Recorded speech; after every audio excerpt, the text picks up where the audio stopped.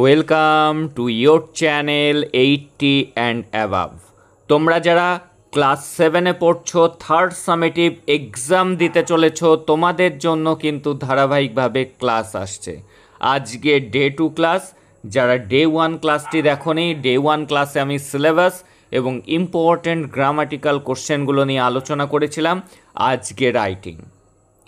এই রাইটিং নিয়ে অনেকেরই সমস্যা রয়েছে।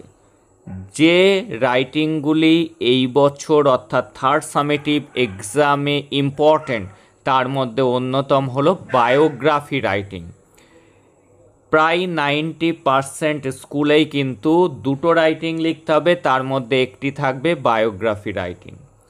সেটি কোনো কোনো স্কুলে বইয়ে যে দুটো বায়োগ্রাফি রাইটিং আছে, অর্থাৎ রাজা রামমোহন রয় বা আচার্য প্রফুল্লচন্দ্র রায়, এইগুলি থেকে কিন্তু দিতে পারে।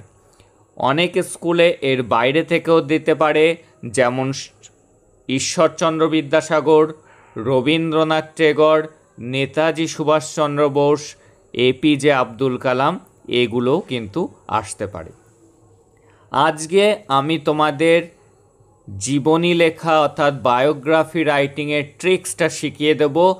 যে কোনো বায়োগ্রাফি রাইটিং আসুক না কেন, আজকের ক্লাসটি যারা সম্পূর্ণ দেখবে, তোমরা কিন্তু আর বায়োগ্রাফি রাইটিং ভুল করবে না। তাহলে চলো দেখে নেওয়া যাক আজকের বায়োগ্রাফি রাইটিং কি। রাজা রামমোহন রয়। রাজা রামমোহন রয়ের উপর আজকে বায়োগ্রাফি কিভাবে লিখতে হয় সেটি বোঝাবো। শুধু তাই নয়, এবং যে কোনো জীবনী আসলেই যাতে তুমি লিখতে পারো সেটিও কিন্তু আজকের ক্লাসেই শেখাবো। ডেট অফ বার্থ এখানে দেওয়া আছে 22 মে 1772। ফাদার অ্যান্ড মাদার, কোনো কোনো পয়েন্টসে এখানে প্যারেন্টস বলেও লেখা থাকবে, PARENTS, তার মানেও কিন্তু পিতামাতা। অর্থাৎ লেখা আছে রামাকান্ত রয় এবং তারিণী দেবী। আগে পয়েন্টসগুলি আমরা দেখে নিই। এডুকেশানে কি লেখা আছে? লার্নড অ্যারাবিক, পার্সিয়ান, সংস্কৃত, এই তিনটে ভাষা তিনি শিখেছিলেন। লেখা আছে স্কলার, পণ্ডিত হয়েছিলেন in English, Latin, Greek, French, তিবেতান। যখনই অনেকগুলো নাম থাকবে, যেটি খেয়াল রাখবে লাস্টেরটির আগে কিন্তু আমরা অ্যান্ড বসাবো যখন আমরা আনসার লিখব। কান্ট্রি ভিজিটেড, তিনি ভ্রমণ করেছিলেন তিব্বত, ইংল্যান্ড, এই দুটো দেশ ভ্রমণ করেছিলেন। অ্যাচিভমেন্টস, তার কৃতিত্ব। চ্যাম্পিয়ন্স মানে প্রতিষ্ঠাতা অব দ্য ব্রহ্ম সমাজ, ব্রাহ্ম সমাজের তিনি প্রতিষ্ঠাতা ছিলেন। অ্যাবলিস্ট, দূরীভূত করেছিলেন দ্য ক্রুয়েল সিস্টেম অফ সতী, সতীদাহ প্রথা। রোট মানে লিখেছিলেন বুকস অন ভেরিয়াস সাবজেক্ট, অনেক বিষয়ে বই লিখেছিলেন। ডেথ, মারা গিয়েছিলেন 27 September, 27 September 1833। Buried in Bristol, তাকে কবর দেওয়া হয়েছিল ব্রিস্টলে, ইংল্যান্ডের ব্রিস্টল শহরে। তাহলে এইবার দেখো কিভাবে আমরা লিখব। প্রথমে আমাদের লিখতে হবে একটি ইন্ট্রো, অর্থাৎ ইন্ট্রোডাকশান লিখতে হবে। ইন্ট্রোডাকশান কি? ইন্ট্রোডাকশান হলো ভূমিকা লিখতে হবে। যার সম্পর্কে লিখতে দেবে তিনি কে ছিলেন সেই সম্পর্কে আমরা আগে একটা লাইন লিখব। রাজা রামমোহন রায় এবং ঈশ্বরচন্দ্র বিদ্যাসাগর দুজনাই ছিলেন কিন্তু SOCIAL, social, REFORMER, reformer, social reformer ছিলেন। তাহলে রাজা রামমোহন রায় ছিলেন ইংরেজি কি? ওয়াজ। তারপরে কি লিখব? একজন ইংরেজি এ, তারপরে আমরা লিখব সোশ্যাল রিফর্মার। তাহলে আমরা তাহলে লেখা শুরু করছি। আমাদের মিডিলে আগে হেডিং করতে হবে। মিডিলে যার সম্পর্কে লিখতে দেবে তার সম্পর্কে আমরা মিডিলে লিখব। এখানে রাজা রামমোহন রায় লিখতে দিয়েছে, আমরা লিখলাম রাজা রামমোহন রায়। রাজা রামমোহন রায় কে ছিলেন? রাজা রামমোহন রায় ওয়াজ মানে ছিলেন, এ মানে একজন, সোশ্যাল রিফর্মার, সমাজ সংস্কারক। এইবার লিখতে হবে। এইবার দেখা গেল ঈশ্বরচন্দ্র বিদ্যাসাগর আসলো, তুমি একই রকমভাবে লিখবে। ঈশ্বরচন্দ্র বিদ্যাসাগর ওয়াজ এ গ্রেট সোশ্যাল রিফর্মার। যদি আসে নেতাজি সুভাষচন্দ্র বোস, লিখবে নেতাজি সুভাষচন্দ্র বোস ওয়াজ এ গ্রেট প্যাট্রিয়ট। যদি আসে এপিজে আব্দুল কালাম, লিখবে APJ Abdul Kalam was a great scientist.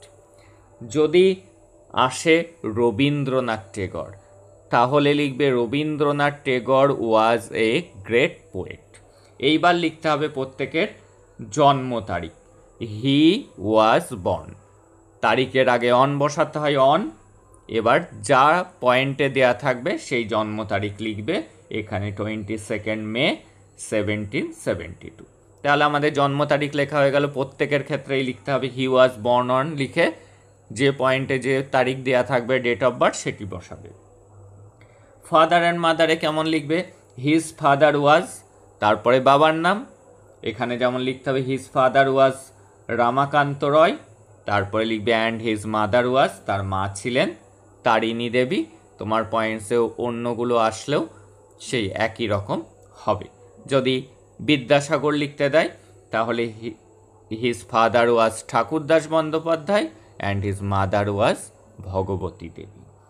এইবার দেখব তিনি কি কি শিখেছিলেন। দেখো লেখা আছে লার্নড, লার্নড মানে শিখেছিলেন। ভার্বের সেকেন্ড ফর্ম লেখা আছে, আমরা বায়োগ্রাফি রাইটিং সেকেন্ড ফর্মেই লিখব, যেহেতু তিনি মারা গিয়েছেন। তাহলে জাস্ট কি করতে হবে, একটা হি বসিয়ে আমরা লিখে দেব হি লার্নড, তিনি শিখেছিলেন। কি কি শিখেছিলেন? Arabic, Persian, Sanskrit. এবার লাস্টেরটার আগে সংস্কৃতের আগে একটা অ্যান্ড বসাবো, তাহলে he learn Arabic, Persian and Sanskrit. এবার লেখা আছে স্কলার, তিনি পণ্ডিত ছিলেন। তাহলে লিখব হি বিকেম, তিনি হয়েছিলেন, হি বিকেম আ স্কলার, একজন পণ্ডিত হয়েছিলেন। In English, Latin, Greek, French and Tibetan. লাস্টেরটার আগে কিন্তু অ্যান্ড বসাবো। তিনি ছিলেন, তিনি হয়েছিলেন, এগুলো হি ওয়াজ, তিনি হয়েছিলেন ইংরেজি হি বিকেম। এবার পয়েন্টস কি বলছে? কান্ট্রিজ ভিজিটেড, ভার্বটা আমরা পেয়ে গিয়েছি, ভিজিটেড মানে ভ্রমণ করা, তাহলে আমরা লিখব হি ভিজিটেড, তিনি ভ্রমণ করেছিলেন তিব্বত অ্যান্ড ইংল্যান্ড, দুটি দেশ ভ্রমণ করেছিলেন। এইবার দেখো অ্যাচিভমেন্টসে কি লেখা রয়েছে? চ্যাম্পিয়ন, অ্যাচিভমেন্টের লেখা রয়েছে চ্যাম্পিয়ন মানে প্রতিষ্ঠাতা অব দ্য ব্রহ্ম সমাজ, তিনি ছিলেন। তাহলে তিনি ছিলেন ইংরেজি কি হবে? হি ওয়াজ, তিনি ছিলেন। কি ছিলেন? দ্য চ্যাম্পিয়ন অব দ্য ব্রহ্ম সমাজ। এইবার দেখো লেখা আছে অ্যাবোলিস্ট, অ্যাবোলিস্ট, এই যে ভার্বের ভি2 ফর্ম লেখা আছে, জাস্ট একটা হি লিখিয়ে দিলেই হয়ে যাবে। তাহলে আমরা লিখব কি? হি অ্যাবোলিস্ট দ্য ক্রুয়েল সিস্টেম অফ সতী। এইবার কি লেখা আছে? রোট মেনি বুকস, তিনি অনেক বই লিখেছিলেন। তাহলে আমরা লিখব কি? হি রোট, তিনি লিখেছিলেন বুকস অন ভেরিয়াস সাবজেক্ট, বিভিন্ন সাবজেক্টের উপর তিনি বই লিখেছিলেন। এবার তার ডেথ লেখা আছে, হি ডায়েড আমরা লিখতে পারি। যে একটু ভালো লিখতে চাও, ডায়েডের phrasal verb he passed away, তিনি মারা গিয়েছিলেন। তারিখের আগে অন বসে 27 সেপ্টেম্বর, কমা দিয়ে আমরা সালটা লিখে দেব 1833। এইবার যেটি লেখা আছে বারিড ইন ব্রিস্টল ইংল্যান্ড, তাহলে আমরা লিখে দিতে পারি তাকে কবর দেওয়া হয়েছিল, হি ওয়াজ বারিড ইন ব্রিস্টল, কমা দিয়ে আমরা ইংল্যান্ড রাখতে পারি। এইবার আমাদের একটা উপসংহার অর্থাৎ কনক্লুশন লিখলে সব থেকে ভালো হয়। লিখতে পারি he is no more with us, তিনি আমাদের মধ্যে নেই, বাট হিজ কন্ট্রিবিউশন, তার অবদান উইল লাস্ট ফর এভার, সারা জীবন থাকবে। এই লাইনটা প্রত্যেকটি মহাপুরুষের ক্ষেত্রেই কিন্তু আমরা লিখে দিতে পারবো। তাহলে বুঝলে কত সহজে এই পয়েন্টসগুলো দিয়েই কিন্তু তোমরা লিখে ফেলতে পারবে কোনো রকম কিছু মুখস্থ না করেই। চলো পরবর্তী ক্লাসে আবার তোমাদের সাথে দেখা হচ্ছে। ধারাবাহিকভাবে যদি ক্লাসগুলিকে করো তাহলে আসন্ন থার্ড সামেটিভ এক্সামে তোমরা কিন্তু ইংলিশে ভালো স্কোর করতে চলো।